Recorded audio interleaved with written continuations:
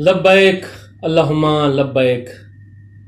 मनासिक हज का आगाज़ हो गया है और 14,70,000 से ज़ायद खुशकिस्मत तौहीद परस्त इस वक्त मिना में मौजूद हैं और वो लब्बैक अल्लाहुम्मा लब्बैक की सदाओं के साथ जो हैं अब मनासिक हज का आगाज़ कर रहे हैं। इस वक्त मिना में नमाज ज़ोहर अदा की जा चुकी है। तकरीबन तमाम जो आज़मीन हैं वो मिना पहुंच चुके हैं।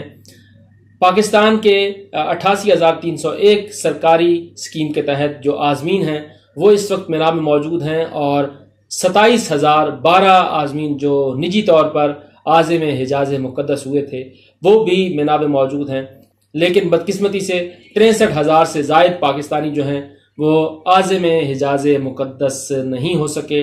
इसको बद इंतज़ामी कहें, कुछ भी कहें, लेकिन इस मरतबा पाकिस्तान का ये कोटा जो है वो शदीद तरीन मुतासिर हुआ है और 1,89,210 में से सिर्फ 1.25 लाख के करीब, 1.25 लाख से भी कम जो पाकिस्तानी हैं वो इस वक्त हिजाज़ मुक़द्दस में मौजूद हैं। बहरहाल हम मनासिक हज के हवाले से आपको तफसीलात बताते हैं कि मनासिक हज किस तरह से अदा किए जाते हैं, उसकी तफसीलात बताते हैं। लेकिन उससे पहले आपको ये बताता हूँ कि वज़ारत मज़हबी अमूर की तरफ से ऐलान किया गया था कि तमाम आज़मीन को मुकम्मल सहूलियात फराहम की जाएंगी और तफसीलात भी जो है वो जारी की गई हैं। उन तफसीलात में ये कहा गया है कि 442 के करीब बसें जो हैं वो सऊदी हुकाम की तरफ से फराहम की गई। बाकी जो बसें हैं वो पाकिस्तानी हज मिशन ने खुद जो हैं वो निजी कंपनी के ज़रिए हायर की हैं और उनके ज़रिए पाकिस्तानियों को पहुंचाया है मिना।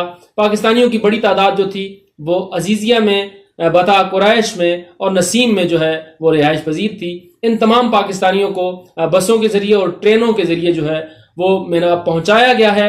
ये तफसीलात जो हैं वो वज़ारत मज़हबी अमूर की तरफ से जारी की गई हैं। अब आते हैं मनासिक हज की तरफ।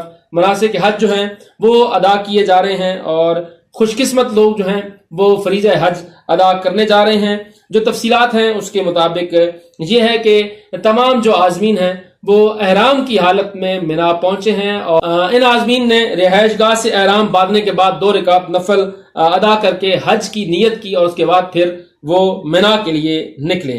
आज़मीन आज नमाज ज़ोहर, नमाज असर, नमाज मगरिब और नमाज इशा मिना में अदा करेंगे।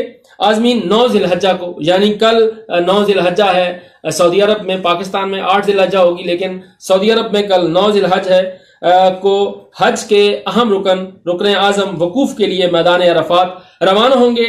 9 ज़िलहज्जा को हज का खुतबा सुनने के बाद ज़ोहर और असर की नमाजें अदा की जाएंगी। हुजाजे किराम सूरज गुरूब होने तक मैदान अरफात में वकूफ़ करेंगे। अज़ान मगरिब के बाद नमाज पढ़े बगैर हुजाजे किराम मैदान अरफात से मुज़दलिफ़ा रवाना होंगे।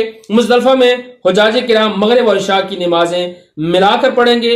मुज़दलिफ़ा में हुजाजे किराम शैतान को मारने के लिए कंकरियां जमा करेंगे। हुजाज मुज़दलिफ़ा में खुले आसमान तले रात गुजारने के बाद 10 ज़ुल्हज्जा को वकूफ़े मुज़दलिफ़ा के बाद रमी के लिए रवाना होंगे। हुजाज बड़े शैतान को 7 कंकरियां मारेंगे और कुर्बानी करेंगे।